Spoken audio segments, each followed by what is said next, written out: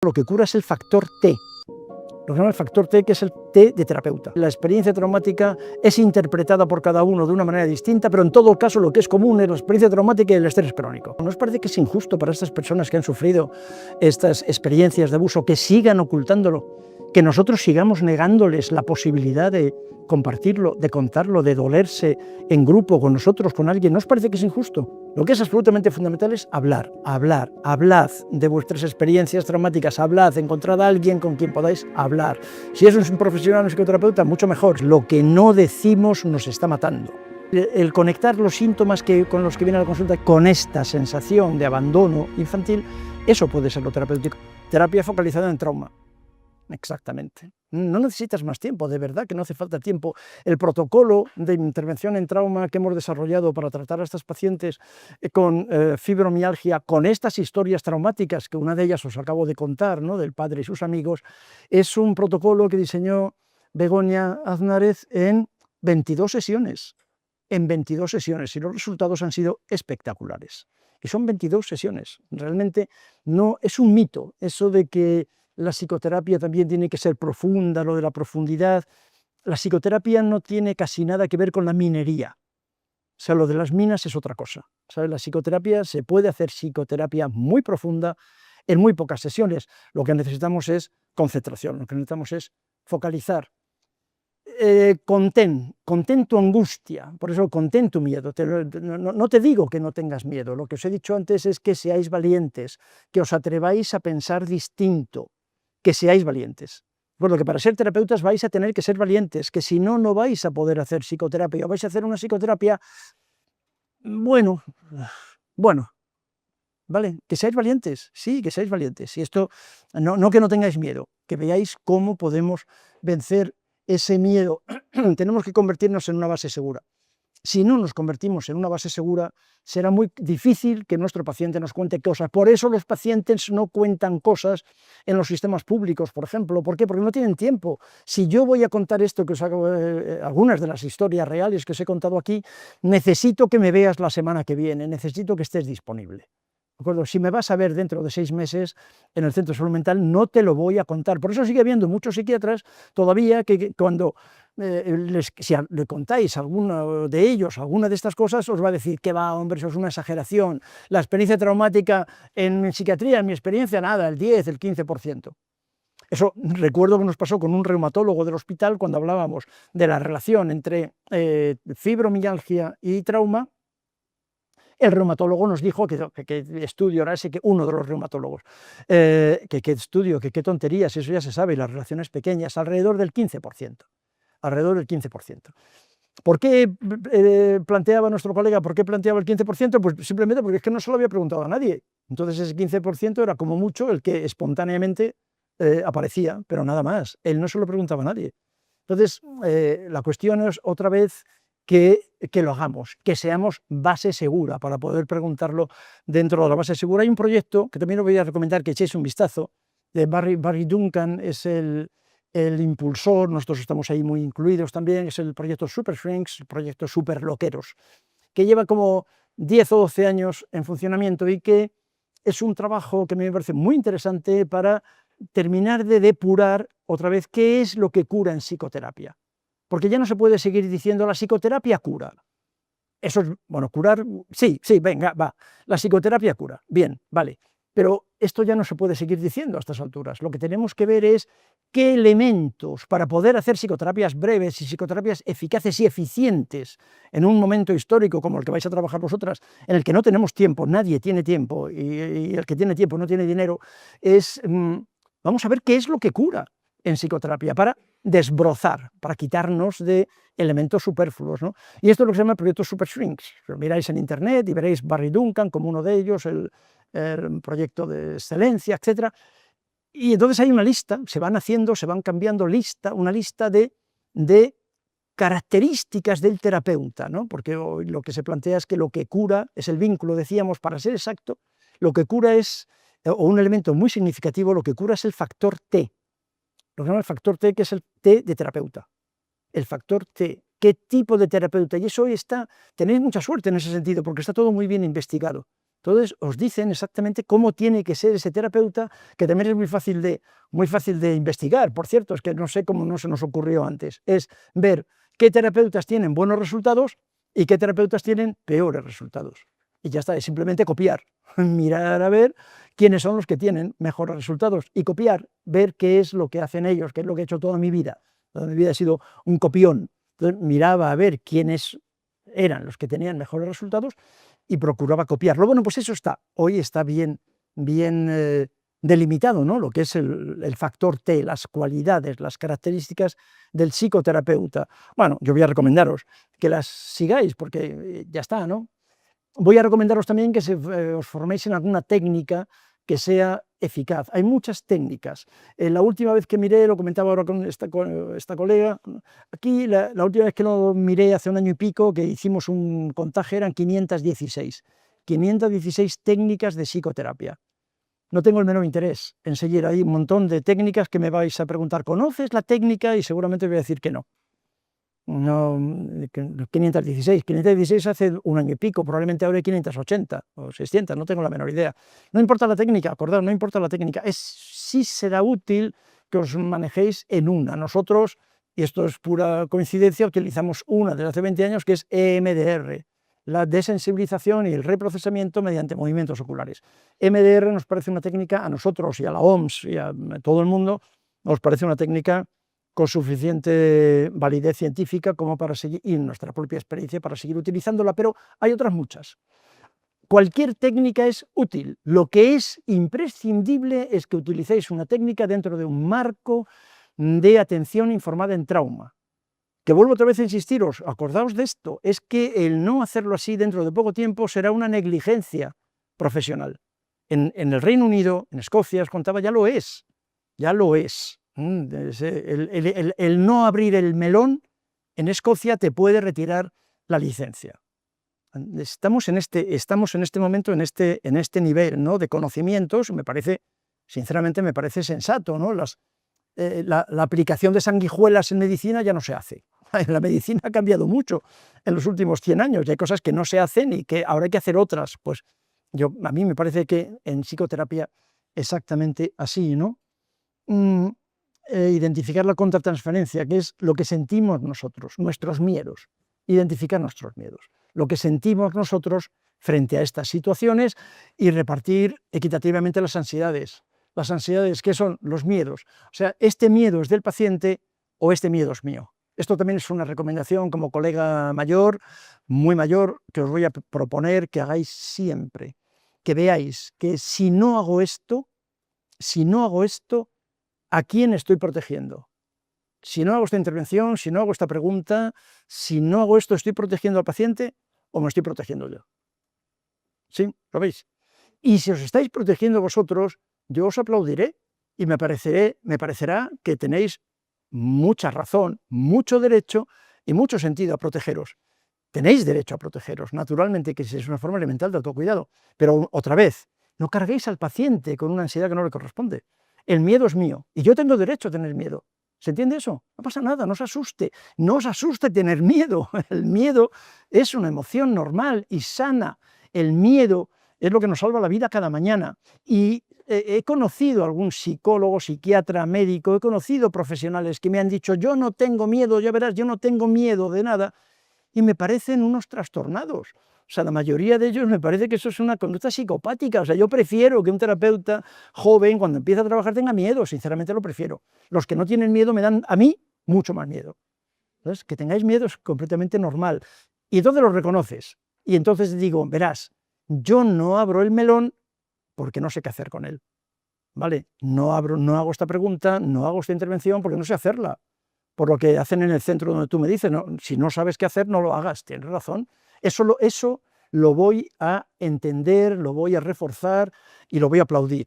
No sé qué hacer, no lo hago. Ahora, no lo hago porque yo no sé qué hacer, porque la cuestión es mía. No, lo que me parece hortera es decir, no lo hago porque al paciente le va a sentar mal. El paciente lo va a sentir como hostil, como agresivo, entonces estoy cuidando al paciente. No. No, vamos a engañarnos lo justo. ¿De acuerdo? Y esto es un engaño. El paciente, no tengáis duda, necesita hablar de su historia. Para eso viene a la consulta, insisto, que es que si no estaría viendo un monólogo en el Club de la Comedia. Está en la consulta porque necesita hablar su historia, hacer duelos, y hacer duelos tiene que ver con el dolor, necesita dolerse. Y para eso está en la consulta. Si la psicoterapia no duele, pensadlo, hacedme caso, si la psicoterapia no duele, no es psicoterapia. Si vosotras os ponéis en psicoterapia personal, que tendréis que hacerlo, si queréis ser psicoterapeutas, si después de un mes, 2 meses, aquello es muy divertido y la terapeuta os cuenta chismes, os cuenta cosas suyas, de sus hijos, de su marido, come. Hace poco tiempo me contaba una compañera, se pone a comer delante en la sesión, está comiendo, y saca el sándwich y el jamón cocido y el queso, y se pone a comer y tal, y la terapeuta cuenta cosas de su historia. Salid corriendo. Salid corriendo de allí, y es muy amable todo, es muy simpática, es muy cariñosa, os dice, os da la razón en todo. Claro que sí, tienes razón, tu padre no sé qué, tu madre no sé cuánto, tu marido, tu hijo, son todos, tú tienes razón. Salid huyendo de ahí, ¿de acuerdo? Porque estáis tirando el dinero. No, eso no es psicoterapia, sinceramente, ¿no? Así que reparte equitativamente las ansiedades, ¿no? Aprende a mirar. Esto es lo que decíamos, lo sabido en pensado, aprende a mirar, atrévete a mirar de otra manera. El paciente lo sabe, acordaos de esto, por favor, el paciente lo sabe, todos los pacientes lo saben, me lo han enseñado ellos. Me lo han enseñado ellos. Lo de lo sabido en pensado es de un psicoterapeuta, yo conocí, Christopher Bolas, pero es el autor de la expresión de lo sabido impensado. Pero que el paciente sabe lo que le pasa, hacedme caso, lo saben todos, absolutamente todos. Legitima el malestar, participa en propuestas a autoridades sanitarias. Yo creo que esto es algo que también todos como profesionales sanitarios tenemos obligación, o sea, de leer, de estudiar, de saber cómo están las cosas, de cuál es la investigación en este momento, de lo que, y entre todos, pues ver la posibilidad de cambiar las cosas para incluirnos en este proyecto Super Shrink, para mejorar a nuestros pacientes y para mejorarnos a nosotros. No solo esto va a mejorar a los pacientes, es que va a hacernos más feliz la atención. Sinceramente, vais a llegar a mi edad, que es muchísima, y vais a estar bien, encantados de trabajar y sintiendo que lo que estáis haciendo merece la pena. Finalmente, Paul MacLean, ya sabéis, ¿no? Planteó qué es con lo que nosotros estamos trabajando. Nosotros estamos trabajando en nuestra consulta con esta persona, con esta historia, y estamos trabajando con este cerebro que de una forma artificial, claro, se ha dividido en 3 partes, ¿no? Y cuando nuestro paciente está en la consulta, simultáneamente tenemos un paciente, un cocodrilo y un caballo. Esto es el cerebro reptiliano, el cerebro límbico y el cerebro cortical. Esta es una imagen que yo descargué de internet hace muchos años. Esta imagen me hice 100 fotocopias y después otras 100. Esta imagen en color. Es una imagen que utilizo prácticamente con todos mis pacientes. Con todos mis pacientes para explicarle una de las cosas, algo de lo que vamos a hacer en psicoterapia, que es firmar la paz, lo que yo llamo firmar la paz en el cerebro. Entonces, que lo que necesitas, que está en el cerebro reptiliano, tus necesidades básicas, lo que necesitas, lo que quieres, lo que amas, lo que deseas, lo que temes y lo que quieres, que está en el cerebro cortical, estén en armonía, estén en paz. Estén en paz. Y esto es lo que no les ocurre a ninguno de nuestros pacientes con una experiencia traumática, porque la experiencia traumática, no sé si conocéis el modelo de cerebro de Siegel, lo que se llama el cerebro en la palma de la mano. Esto se lo explicamos al paciente, se lo explicamos así, yo se lo explico así, mira, esto le doy esta imagen se la doy y se la lleva, pero verás lo que te ocurre, ¿no? Cada vez que respondes, reaccionas, más que responder, perdón, porque lo que te ocurre es que no respondes, reaccionas. Entonces, mira, esto, el carpo, los huesos del carpo y el brazo es la médula espinal, el carpo es el cerebro reptiliano, el que se ocupa de todas esas cosas. El pulgar lo coloco aquí el pulgar, y el pulgar sería el cerebro límbico, sería toda la zona de amígdala, tálamo, hipotálamo, lo que es el cerebro emocional, el cerebro límbico, el cerebro de mamífero. Y luego la corteza es el neocortés, el lóbulo frontal, etcétera. Todo esto es lo que... Y esto, pues si esto lo colocamos así, pues es más o menos la forma que tiene un cerebro. ¿Qué es lo que te ocurre cuando saltas? Que es lo que les pasa a todas estas personas, claro, con una experiencia traumática, que reaccionan ante estímulos que no pueden manejar. ¿Qué es lo que te ocurre? que te desconectas. ¿Qué es lo que dicen nuestros pacientes? Es que he perdido la cabeza, pierdo la cabeza, exacto, en términos psicológicos pierdes mentalización. Has perdido mentalización, te has desconectado, te desconectas. El cerebro cortical, el lóbulo prefrontal se ha desconectado del cerebro emocional. Y entonces lo que te sale es emoción en estado puro. Son reacciones, reaccionas, no respondes, reaccionas. Si reaccionas mal con tu jefe, con tu pareja, con tu compañero, con tu amigo, con tu novia, con tu novio, con tus hijos, reaccionas mal, luego eso te hace sentir culpable. Reaccionas mal, ¿por qué? Porque esta conexión, esta capacidad de mentalización es lo que se aprende otra vez en estos primeros años de vida. Y tú no pudiste hacerlo bien. Entonces sigues reaccionando como aprendiste en aquellos primeros años de vida, en estas experiencias traumáticas, sigues reaccionando como entonces no has aprendido. El objetivo de la psicoterapia es volver a colocar mentalización, que no te desconectes de esta manera, que no, como dices tú, que no pierdas la cabeza, es que perdí la cabeza, es que me desconecté, es que me descontrolé. Exactamente, y se lo explicamos así, y luego el paciente va y me cuenta, se lo he explicado esto del puño y tal, ¿de quién? ¿Cómo dices que se llama? Mira que te lo anoto, ¿no? Es Siegel escrito, ¿no? Daniel Siegel, verás.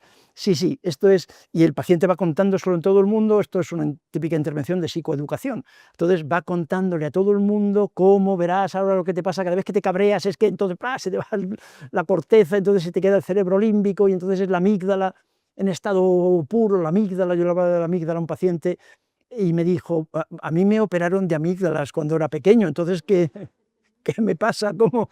Ay, es verdad, a ti te operaron de unas amígdalas que no son estas, que son otras. No te preocupes que tu cerebro sigue teniendo amígdala. De hecho, parte de lo que te ocurre es que tu amígdala cerebral, tus amígdalas cerebrales se hackearon desde muy chiquitín, o sea, no llegaron a conectarse adecuadamente y ahora vives en un permanente estado de alerta porque tienes un síndrome de secuestro amigdalar. O sea, la amígdala como reguladora de los estados emocionales o reguladora del miedo, la amígdala es la que rige toda tu vida porque estás así, absolutamente desconectado. ¿Vale? Así que, ¿qué vamos a hacer en psicoterapia? Pues firmar la paz en el cerebro y que las necesidades, los deseos y las ideas estén en paz, estén en armonía. Y este es el objetivo final de la psicoterapia, de una forma o de otra, con una técnica o con otra, pero siempre pasando por la base segura, por el terapeuta como base segura. Esta es la base de la psicoterapia y esto es todo lo que quería contaros de momento, por hoy. Así que tenemos todavía unos minutos, me parece, ¿sí? Tenemos unos minutos y estaré encantado de contestar a vuestras preguntas si todavía soy valiente, ¿no? Si todavía tenéis, os queda un mínimo de fuerza a estas horas. Pero contadme, yo estoy encantado. Contadme si queréis hacer alguna pregunta, alguna queja, tenéis alguna reclamación, ¿no os parece, algo no os gusta, cuéntame. ¿Qué recomendaría? O sea, No me llames de usted, por favor. ¿recomendarías, acabamos ahora el máster y ponernos a trabajar y a la vez que especializar en una técnica o esperar algo más? Como quieras, entonces eso soy muy flexible, haz lo que puedas, lo que te apetezca. Lo que sí que es relativamente fácil y también relativamente gratis es que investiguéis todo esto. O sea, lo que sí que me parece, os voy a pedir por favor, con todo el cariño y con todo el respeto que me merecéis, ¿no? El estar aquí, os voy a pedir por favor que investiguéis lo que os he contado, que penséis en esto, que investiguéis los datos, que sepáis, que veáis que todo esto esto que se utiliza mucho en las ciencias de la salud, lo de científicamente probado. ¿De acuerdo? Que todo esto que os he contado es absolutamente científico. Todo está validado científicamente y que por favor, deis la oportunidad a pensar de una manera distinta y que os deis la oportunidad de pensar en esta atención centrada en el trauma. ¿De acuerdo? Que eso va a cambiar absolutamente la asistencia terapéutica en los próximos años. Que lo hagáis, y eso, hacedlo como queráis, ¿sabes? Cuéntame. Y no sé si, o sea, no tengo ni idea, pero ¿sabes si el tipo de trauma que se haya sufrido de infancia deriva en una somatización distinta. Dependiendo de tal. No. No hemos podido, fíjate, qué pregunta más bonita, porque yo empecé a pensar en eso, el fenómeno que se llama el fenómeno de la elección de órgano. Empecé a pensarlo desde hace 40 y tantos, 50 años casi, cuando estaba estudiando medicina y aprendiendo ya psicoanálisis, ahí en ese momento del psicoanálisis, porque era relativamente fácil encontrarse que entonces con libros, y todavía queda alguno, libros residuales así, que te dicen, si lo que te ha pasado es no sé qué, entonces vas a somatizar en la vesícula, y si eres, es casi como un horóscopo, ¿sabes? Si has nacido bajo el signo de Tauro, entonces eres no sé qué, ¿no? Eso los investigadores desde Grodek, el propio Freud y algunos estuvieron años buscándolo, y hasta finales del siglo pasado todavía se intentaba encontrar lo que se llama la especificidad de órgano, ¿verdad? Este trauma, como un horóscopo, este tipo de trauma y este tipo de lesión, no. Pues la realidad es que yo ya he dejado de buscarlo, pero estuve durante muchísimos años interesado en eso también, buscándolo, y no lo hemos podido encontrar. De momento no hay ninguna especificidad, y también mi recomendación es que no lo busquéis, que no perdáis el tiempo. O sea, lo importante es que la experiencia traumática es interpretada por cada uno de una manera distinta, pero en todo caso lo que es común es la experiencia traumática y el estrés crónico. ¿Y de qué depende de dónde somaticéis? No tengo ni idea. Lo mismo, ni la menor idea. Mira, ahí, por ejemplo, lo genético que me contabais antes, eso puede ser, esa puede ser. Ese puede ser el espacio para colocar a la genética bien colocado de una manera elegante. ¿De qué depende? Pues quizás de la genética, sí, porque eso es verdad que me parece que eso, como el color de los ojos o el color de la piel, es decir, que hay cosas que son claramente genéticamente transmitidas, ¿no? Entonces la predisposición podría estar, quizás, no se ha encontrado nada, esto es una especulación mía, no se ha encontrado nada en la investigación, pero me parece que ese podría ser el espacio, ¿sabes? Que pudiera haber una predisposición genética a la hora de... Luego también hay estudios que dicen que de ninguna manera, que lo que hay es una predisposición familiar, que si en tu familia a las mujeres les duele la cabeza, les duele la cabeza a todas, y si a los hombres les duele la espalda, les duele la espalda a todos. ¿Sabes por qué? Porque se ha aprendido. Esa es la trampa de la genética, es que lo has aprendido desde muy chiquitín, porque desde que has nacido estás escuchando a tu madre quejarse de una cosa y a tu padre quejarse de otra. ¿Sabes? Y al final, ¿qué aprendes? Aprendes eso, claro. O ser del Madrid o ser del Atleti, pues lo aprendes, eso no es genético, no se ha encontrado la genética del Madrid. Y sería fantástico, me parece, sería estupendo, porque es mejor que la otra. En lo que se refiere al nivel de satisfacciones, nada más, de satisfacción histórica, pero no se ha encontrado, no hay ninguna genética que te diga por qué eres del Madrid o por qué eres del Atleti, no lo hay. Pues yo creo que el nuestro tampoco, ¿vale? Vale, yo puedo preguntar, y esta no sé ni puedo formularla. Cuando en una persona somatiza, hay alguna cosa, entiendo que es toda la parte del estrés crónico y lo que has explicado. Entonces, o sea, ¿es solamente el estrés que inflama un órgano y de ahí deriva, por ejemplo, en un colon irritable? Eso es. ¿O es un tipo de afección biológica anterior? O sea, ¿es todo somático? Esa es mi pregunta. Todo somático. O sea, ¿un colon irritable puede llegar a ser únicamente por una afección somática? Psicosomática. Bueno, psicosomática. Psicosomática, mayoritariamente, sí. En todo caso, otra vez puedes tener una cierta predisposición, y ahí es donde entra otra vez la genética, puedes tener una cierta predisposición, pero vuelvo otra vez a colocar la genética porque quiero colocar la genética porque os han contado que todo es genético, pero entonces no quiero montar bronca. Pero lo que también se ha estudiado mucho es que en las familias de colon irritable no se ha encontrado ningún marcador genético. Lo que se ha encontrado es que la manera de hacer caca es familiar. Sí, se hace caca, se aprende a hacer caca en familia, ¿o no? ¿Dónde habéis aprendido a hacer caca? ¿En la universidad? No, aquí ya veníais aprendidas y aprendidos.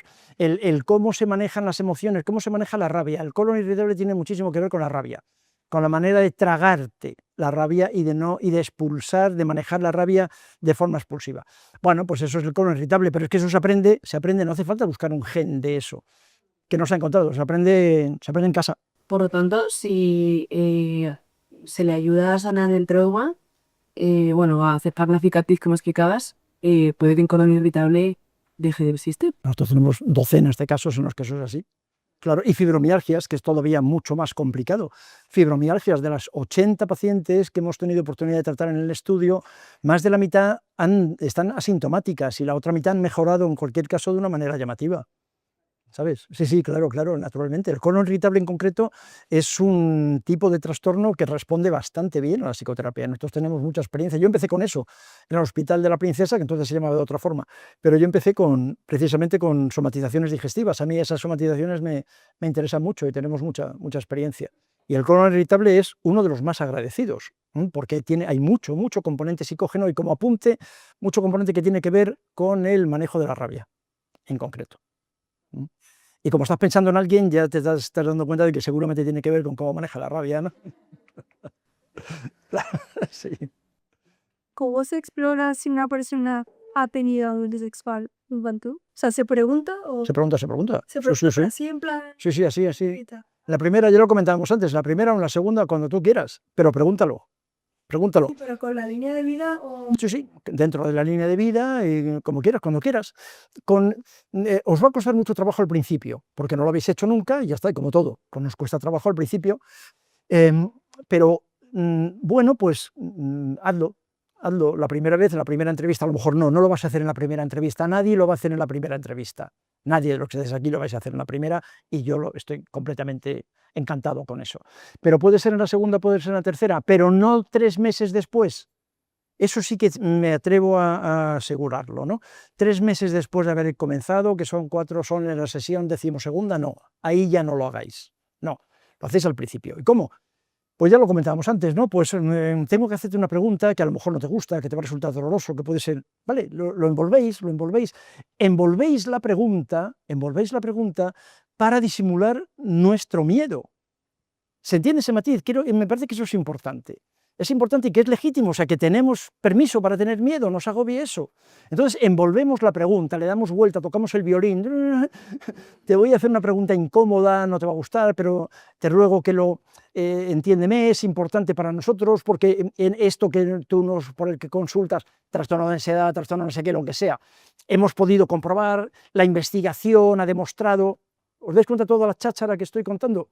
Toda esta cháchara, yo ya no la utilizo, yo hace muchos años que dejé de utilizarla, pero esta cháchara es una cháchara que me ayudó en su momento a manejar mi miedo, mientras yo estaba casi temblando, no sabía cómo preguntarlo, porque me había creído aquello de que el paciente se iba a descompensar, el paciente iba a tener eran cosas mías, ¿vale? Luego ya lo pregunto tranquilamente, tenemos que explorar, tu infancia es importante en todo lo que estamos comentando, venga, hasta la línea de vida, 0 años, 50 años, vamos, si quieres empezamos por el principio, ¿dónde naciste? ¿Cómo No, la primera pregunta no es el abuso sexual, empiezo, ¿dónde naciste? ¿Tus padres? ¿El embarazo? ¿Cómo fue el embarazo de tus padres? ¿Dónde estaban tus padres? ¿Cómo fue?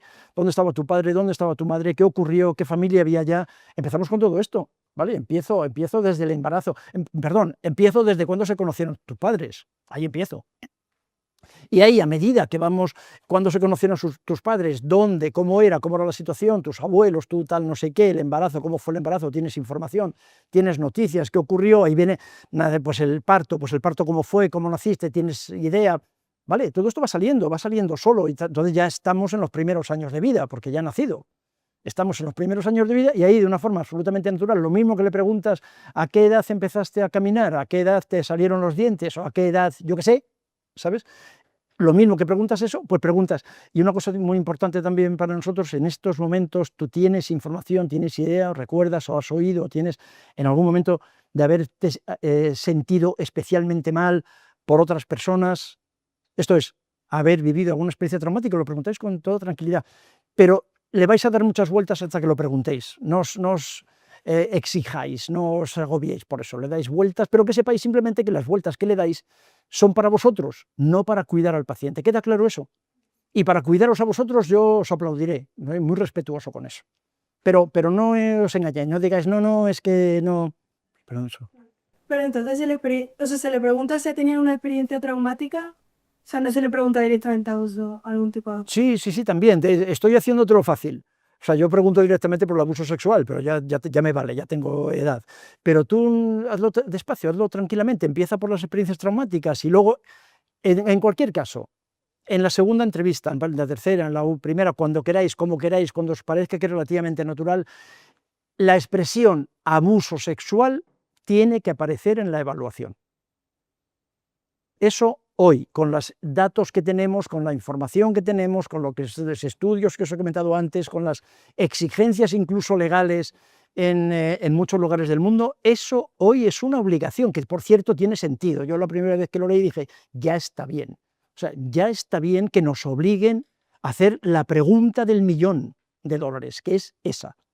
Y ahora, pues, nos van a obligar a hacerla. Entonces, preguntadlo cuando queráis, pero abuso sexual en la infancia tiene que aparecer en la evaluación psicológica. Si no, va a ser considerado, en España todavía tardará tiempo, ¿no? Os va a dar tiempo a practicar, pero va a ser considerado una negligencia el no preguntarlo. Así que claramente abuso sexual, ¿vale? Y todo lo demás es la cháchara que os estoy dando para, entendiendo que os va a costar trabajo, ¿vale?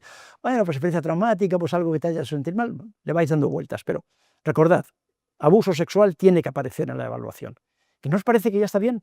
¿No os parece que es injusto para estas personas, 1 de cada 4, no os parece que es injusto para estas personas que han sufrido estas experiencias de abuso, que sigan ocultándolo, que nosotros sigamos negándoles la posibilidad de compartirlo, de contarlo, de dolerse en grupo con nosotros, con alguien? ¿No os parece que es injusto? Que ya nos vale, que ya está bien, que somos profesionales sanitarios, que ya está bien, ¿no?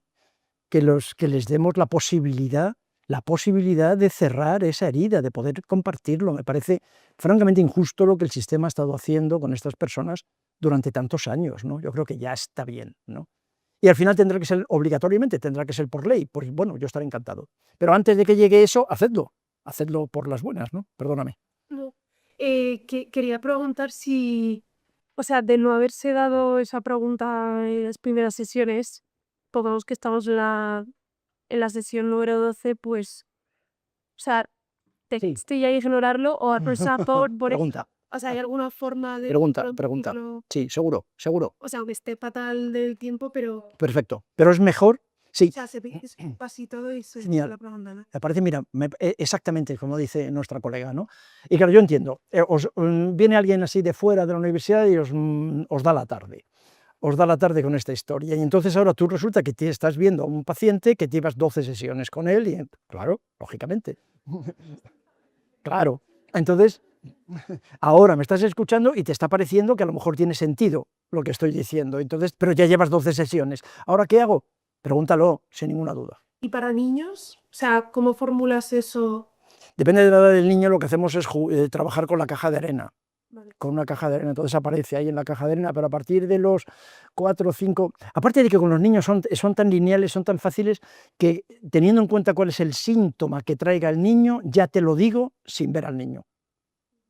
Los síntomas son tan claros, porque el adulto ha tenido mucho tiempo para ir aprendiendo otras cosas y para ir modelando su vida, pero los chiquitines sexualmente abusados, la sintomatología es tan clara que podemos decir, esto es una sintomatología asociada al abuso sexual. Pero igualmente, aunque no esté claro, o sea, si viene un niño con un TDAH, le tengo que preguntar también, o sea, tengo que explorar. Tienes que explorarlo siempre, recordad también, no importa, esto es muy importante también, no importa el motivo de consulta, acordaos. El que nosotros empecemos a hacer ahora una lista de diagnósticos que sí y una lista de diagnósticos que no, es trampa. Eso es una trampa que nos estamos haciendo nosotros, ¿ok? ¿Se entiende? Eso es trampa. No. La pregunta, lo que quiero transmitir aquí es que la pregunta es siempre, absolutamente, en todos los casos. Y luego la prudencia, vuestra experiencia, vuestra habilidad, vuestros conocimientos harán que lo preguntes o que no.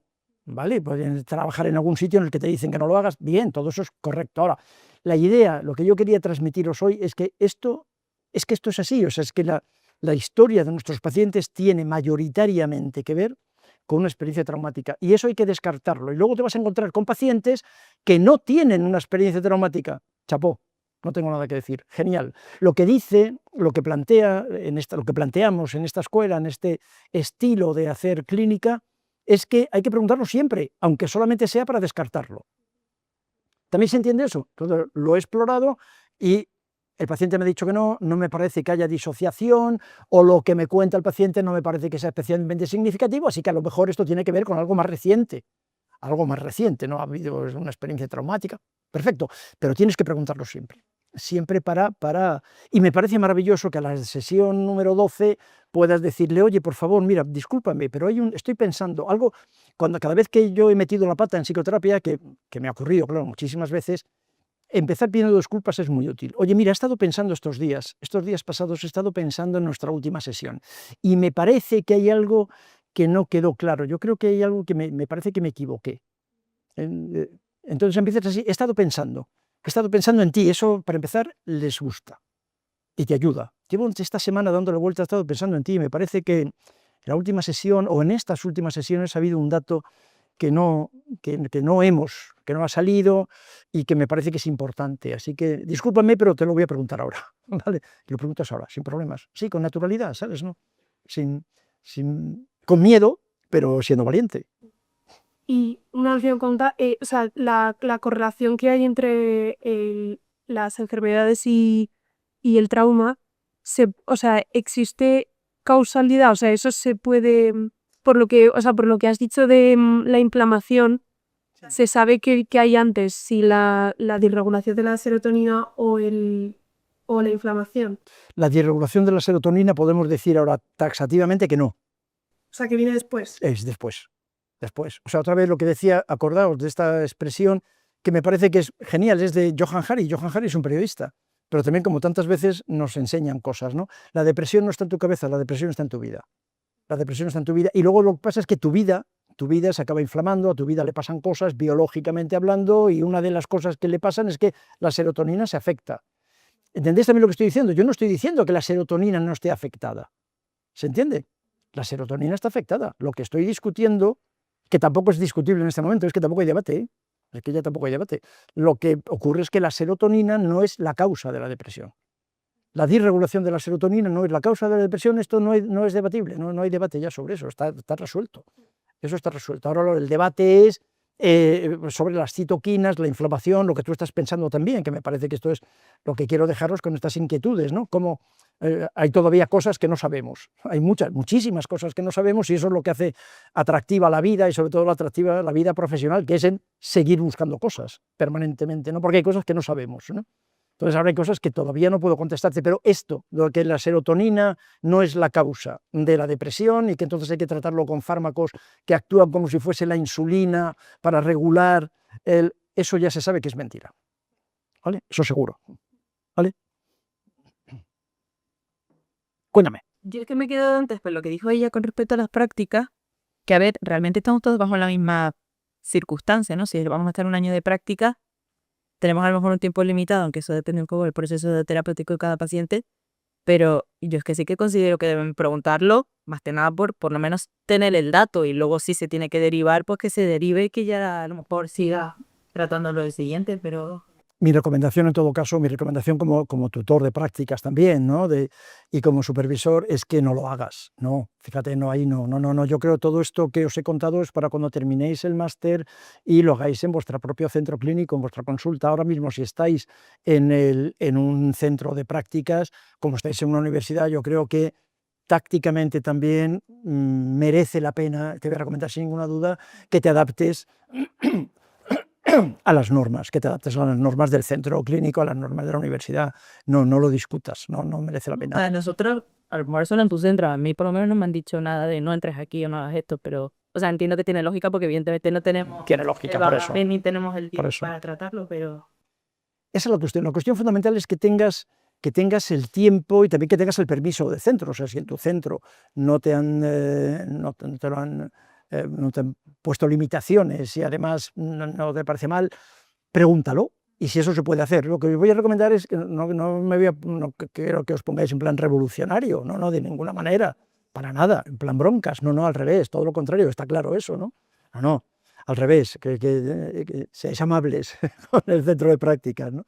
Entonces, pero si en el centro de prácticas no te pone inconveniente, pregúntalo, y si eso aparece y tú ves que no tienes, eso sería genial, un ejemplo de intervención honrada, un ejemplo de intervención honesta. Yo lo pregunto, estoy estudiando, terminando el máster general sanitario, no tengo herramientas para tratarlo, pero lo voy a preguntar. Para empezar, estoy mejorando mi formación, estoy aprendiendo una habilidad que es Por cierto, a lo que se refiere esta clase, precisamente, a la que me han invitado, estoy aprendiendo una habilidad terapéutica, una habilidad clínica, y luego, si esto me desborda, a mí, que es posible que te desborde, entonces lo que voy a recomendar a esta paciente es una derivación. Eso es un ejemplo de intervención honrada.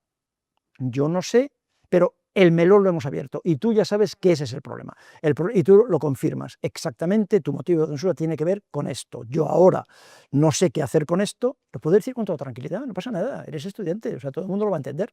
Yo no sé muy bien qué hacer con esto, pero esta paciente va a estar toda su vida agradecida a que tú le abriste la puerta. Yo no sé qué hacer con esto, pero vamos a buscar quién te puede ayudar para tratar las secuelas de esa experiencia traumática. ¿Se entiende eso? Entonces se puede hacer perfectamente y como ejemplo me hace un ejemplo perfecto, precioso, de intención honesta, honrada. Claro. Estás que entendiendo que si dices no, que lo intentemos, en la medida de lo posible intentar preguntarlo, ¿no? Entre la primera y la tercera sesión, que sería evaluación, si nosotros estamos en ese proceso, pues por lo menos preguntarlo. Y la respuesta es que sí, pues, oye, mira, con esta información que estás diciendo, pues creo que Perfecto. derivarte. Perfecto. Y lo comentas con tu... Exacto, lo comentas con el tutor, la tutora de prácticas, y mirad a ver qué se puede hacer con eso. Ahora, si no te han puesto limitación, porque a ella le han puesto una limitación, le han dicho directamente que no. Si a ti no, hazlo, hazlo. Y te vas a sorprender cuando el paciente te diga que sí, claro. Y cuando el paciente te diga, os vais a sorprender todos, porque esto es exactamente así. El paciente te va a decir que sí, y además en ese mismo momento te va a decir que ya lo sabía yo. Y que por favor, por primera vez, por fin, alguien me lo pregunta. Esta es la respuesta que más veces he escuchado en los últimos 30 años, desde que llevo preguntándolo aproximadamente. Pregúntalo. Qué bien, qué bien. ¿Cómo? Lo de poner el foco en el trauma, entendiendo el trauma como una herida, hace que cualquier persona pueda hablar de experiencia traumática. Eso no quiere decir que tenga que ir al psicólogo, que si tiene los recursos puede verbalizarlo, puede compartirlo y cicatrizar la vida. Los que tienen que ir a terapia porque no han tenido esos recursos, pueden tener una experiencia traumática por algo que a lo mejor a nosotros nos pueda parecer Banal. Pues, por ejemplo, que mi madre llegaba siempre tarde a buscarme al colegio y me sentía abandonada. Eso es terrible, ¿eh? Lo sé. Eso no es banal. Qué bonito. Eso es un ejemplo de experiencia traumática terrible. Mi madre llegaba a buscarme siempre tarde, ¿no? Sí, pero que a ojos de la población en general puede parecer una nimiedad, ¿no? Y a esa persona le ha generado un trauma. Seguro. Que eso sería, por ejemplo, pues no una infancia feliz. A lo mejor por ese simple... Claro, ¿no? Evidentemente. Me llama mucho la atención, si 1 de cada 5 ha sufrido abusos sexuales en la infancia y el porcentaje se eleva entre la población que va a terapia, pues que levante la mano quien esté libre de haber sufrido abusos, ¿no? O sea, como que de repente uno empieza a pensar, pues aquí tiene que haber muchas personas, a lo mejor yo también, ¿no? Y lo he escondido tanto que no soy consciente de ello. ¿Cómo puede uno descubrir esto sin ir a terapia, siendo terapeuta? Pues es fantástico. Yo creo que es la mejor manera de terminar la tarde. Muchísimas gracias y muy valiente. Es exactamente así. Esto es exactamente así. Y esa es la estadística, y la estadística en un grupo de 40 personas es la que es, y ya está. Y esto es exactamente así. Exacto. ¿Cómo lo puedes hacer sin ir a terapia? Pues mal. Claro, por eso insisto otra vez en lo importante es que lo hagáis, sobre todo por vuestro... Yo lo hice naturalmente en su momento y yo no recuerdo, de verdad, recuerdo perfectamente mi infancia, tengo muy buena memoria, recuerdo perfectamente mi infancia y no tengo nada especialmente traumático que contar. Pero yo hice mi terapia, naturalmente, en su momento, hace muchos años. 2 experiencias terapéuticas. Sí, yo creo que eso tenemos que hacerlo todos, absolutamente todos, sin duda. Aunque solamente sea por nuestro propio bien, porque si no, la psicoterapia se puede convertir en un martirio cada día. Porque si esto es así y cada cosa que te cuente tu paciente te resuena, es una tortura ir a psicoterapia. Tú puedes ir a hacer psicoterapia cuando lo que el paciente te cuenta no te resuena. Es decir, no es algo que tú has vivido, no lo has vivido, no te remueve, más que resonar podríamos decirlo así, ¿no os parece? No te remueve, lo puedes escuchar, puedes empatizar. La diferencia entre empatía y simpatía. Empatizas. Si no, lo que haces es que te confundes. A veces algunos terapeutas se confunden con el paciente, hacen una confusión con el paciente porque han vivido las mismas cosas y están utilizando al paciente sin saberlo de sparring para manejar su propio malestar. Entonces, claro, la psicoterapia personal es un elemento, me parece, absolutamente fundamental para ser psicoterapeuta y disfrutar de la psicoterapia y poder disfrutar. Sí, y experiencia traumática, de una manera o de otra, un sector muy importante de la población lo ha padecido y tenemos que hablar de eso. Y muchas personas estas experiencias traumáticas las cuentan con sus amigos, la pueden comentar con su pareja, que eso es fantástico, claro, y ya está, y eso les vale, porque lo que es fundamental es hablar. Otra vez, ¿queda claro eso? Lo que es absolutamente fundamental es hablar, hablad de vuestras experiencias traumáticas, hablad, encontrad a alguien con quien podáis hablar. Si es un profesional, un psicoterapeuta, mucho mejor, si no, por favor, con quien sea, pero hablad, con alguien que os escuche, que os mire, hablad, contadlo, compartir, lo que no decimos nos está matando. Acordaos de eso de Shakespeare, ¿no? Lo que no decimos no se muere, ¿no? Lo que no decimos nos mata. Muchas gracias. Sí, cuéntame. Con lo que acaba de decir ella, es que a mí, o sea, yo entiendo que a lo mejor, por preguntar a una persona, ella ha sufrido algún abuso de tu infancia y tal, porque eso evidentemente como que se identificamos rápidamente evidentemente con un trauma, pero ese tipo de traumas que son relacionales y que van como poco a poco, la propia persona probablemente no lo identifique como algo traumático, aunque sí que lo identifique como algo doloroso. O sea, al final, y con la pregunta que hice yo antes, sí es verdad que nosotros en el propio proceso saldrá esa información, sí que estás tratando un trauma, porque la experiencia en la persona es traumática, Claro. pero no es lo mismo que tratar un abuso en cuanto a, no sé, información y tal. Entonces, claro, ¿dónde está la diferencia ahí te pregunto si has experimentado algún trauma y la otra persona, y la persona no sabe identificarlo? Una situación así, ¿no? Por veces preguntas concretas, como por ejemplo, una pregunta que es muy útil para investigar este tipo de vinculaciones, es lo que decía antes, ¿quién iba a buscarte al colegio? Fíjate cómo aparece, ¿no?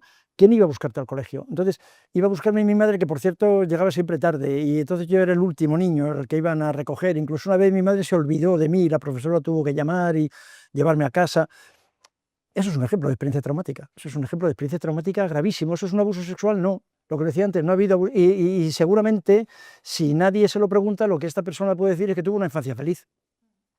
Pues no, el tratamiento luego es diferente, la intensidad del trauma. ¿Y qué suele ser diferente? Los síntomas, la sintomatología de esta persona, que ella, y esa es la parte de la psicoterapia, no sé si te he entendido bien, pero entonces el conectar los síntomas con los que viene a la consulta, que es ansiedad, insomnio, malestar general, depre, conectar eso con esta sensación de abandono infantil, eso puede ser lo terapéutico. A lo mejor él o ella no lo valora como traumático, ¿no? Te refería, no lo valora o no quiere, no quiere verlo como traumático. Claro, o sea, la relación yo la veo, evidentemente, pero que evidentemente luego a la hora de preguntarlo, esa persona puede no verlo, pero que a lo mejor esa información va saliendo a lo largo de las sesiones. Entonces, claro, un poco como en línea en lo que me refería de que si podemos o no tratar ahora mismo trauma en las prácticas, pues a lo mejor me encuentro en 4 meses que me viene el paciente con un trauma gordo que ya hemos abierto a lo largo de todas las sesiones. Claro, eso puede ser. Eso puede ser. Y esta paciente, volviendo otra vez, estaba pensando este caso concreto, ¿no? De alguien que te dice que lo de que su madre, lo que nos cuentas tú, de que su madre llegaba tarde y tal. El motivo de consulta puede ser que tiene bronca con su madre. ¿Sabes? Que tiene bronca con su madre por algo concreto, por algo actual, porque mi madre no se lleva bien con mi marido, porque vamos todos los días, todos los domingos tenemos que ir a la paella. Esto me recuerdo una paciente mía y lo que ella me contaba riendo y llorando a la vez, ¿no? Tener que ir a comer la paella a casa de sus padres en Guadalajara. Entonces es un ejemplo de esto, unos padres bastante negligentes, no maltratadores en el sentido de abuso, de maltrato, pero absolutamente negligentes, muy poco afectivos, muy poco cariñosos. Y entonces ella, con 50 años, todavía iba con su marido y con sus hijos todos los domingos al chalet de Guadalajara de sus padres, esperando que su madre, en concreto, que su madre le dijera: hija mía, cuánto te quiero, qué guapa eres, qué lista eres, qué estupenda, ¿sabes? Que esperando que su madre la mirara. Esto es lo que llamamos el bucle de la reivindicación. Son pacientes que están reivindicando en bucle. Entonces, el motivo de consulta es cómo salía con jaquecas. El motivo de consulta era la bronca con su madre. aquello de que su madre se olvidaba de ella en el colegio le parecía que no tenía importancia, hasta que lo conectamos. Y ahí es cuando pudo entonces hablar con su madre, porque la bronca, su madre no entendía las cosas concretas, porque ella se quejaba de que su madre, me tengo que comer la paella de mi madre, que es pedigrí pal, es comida para perros lo que hace, y entonces yo tengo que ir allí. Tenían bronca porque si te quedas con mi hijo, no te quedas con el nieto, te acuerdas de los cumpleaños. ¿Os das cuenta? La paciente tenía bronca actual, la bronca no es actual, esto es otro ejemplo de historia traumática, la bronca no es actual. Si seguimos en lo concreto, en lo anecdótico, no vamos a ninguna parte. La bronca es que tu madre se olvidaba de ti. Cuando pudo conectarlo, y que esta bronca y por la que yo ahora me quejo por la comida, porque no se acuerda de mi cumpleaños, porque no sé qué, la bronca empezó mucho antes. Es que se olvidaba de ti y nunca te miró y nunca te dijo eso, hija mía, qué guapa eres y qué lista y qué orgullosa estoy de ti, y me voy a todos los conciertos y los bailes que haces en el colegio, ¿sabes? Y ese era el problema. Ese era el problema, y de eso teóricamente no se podía hablar porque tampoco era tan importante. Sí lo era muy importante, y cada vez que va ahora con 50 años a Guadalajara, va esa niña, esa es la niña que va a Guadalajara esperando que mamá la mire, esperando que mamá fuese a los festivales del colegio porque no iba nunca, ¿de acuerdo? Porque se lo olvidaba, porque estaba haciendo otras cosas, o porque no, ¿sabes? Y va esa niña, entonces hay que hablar con mamá, y hicimos un role-playing y tal, pero hablar con mamá para decirle, mamá, quiero hablar contigo y quiero decirte cómo me dolía aquello y que mal lo pasé, seguramente. ¿Entendéis? Esta es la historia, no hacer otra vez cosas de hacer role-playing sobre lo que está ocurriendo actualmente. Lo que está ocurriendo actualmente tiene 50 años de antigüedad. Siempre en la vida es exactamente así. En la vida es así. ¿Vale? Pues colega, muchísimas gracias. De verdad, un verdadero placer. Muchas gracias. Gracias. Muchas gracias.